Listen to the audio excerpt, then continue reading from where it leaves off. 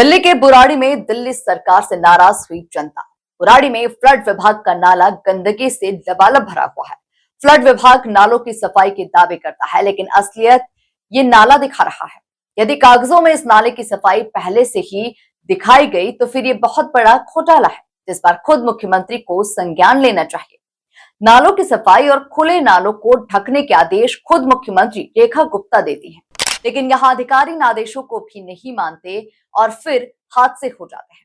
नाले के किनारे सेफ्टी वॉल नहीं बनी हुई है, जिसमें अक्सर जानवर गिर जाते हैं और बच्चों के गिरने का भी खतरा लगातार बना हुआ है।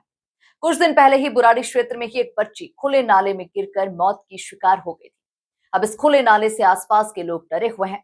कई जगह तो नाला गंदगी से इतना ऊंचा हो गया है कि नाला ऊंचा है और गलियां नीचे दिखाई दे रही है। नाला बिल्कुल समतल होने की वजह से कोई जानवर या बच्चे इस नाले पर आ जाते हैं तो ऊपर से सूखा दिखाई देने वाले इस नाले के नीचे दलदल में वे धंस जाते हैं।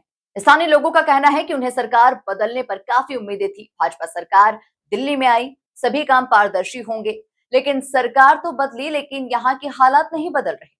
नाले की सफाई नहीं होती, साल में एक बार सफाई होती भी है तो शील्ड जो निकाली जाती है उसे किनारों पर छोड़ दिया जाता है, जो बाद में इसी नाले में गिर जाती है। मई का महीना भी आधा चला गया, मानसून आने को है, लेकिन इस नाले की सफाई होती नजर नहीं आ रही। स्थानीय लोगों का आरोप है कि लंबे वक्त से इस नाले की सफाई नहीं हुई है। क्या क्या आरोप स्थानीय लोगों ने लगाए हैं, आइए उन्हीं की जुबान से सुनते हैं। यहाँ पे स्थिति तो बहुत ही खराब है। जब भी सफाई कर जाता नाला का ऊपर ही फेंक के चला जाता, वही पूरा सूख के अब नाला में गिरता। बारिश होता तो वही किचड़ नाला में गिरता और ऊपर से पब्लिक भी गंदा करती है। कूड़ा वाला गाड़ी आता तो गाड़ी में नहीं फेंकता। अब वो बोलते तो हम लोग का साथ लड़ाई करता। हम लोग 4 घर है, बोलने वाला है ही नहीं, तो नाला सफाई ना करके कवर कर दो। मेरे के कहने के मतलब है जब बाहर के लोग कूड़ा ना फेंकने पाए। मच्छर इतना लगता, बच्चा छोटा छोटा है।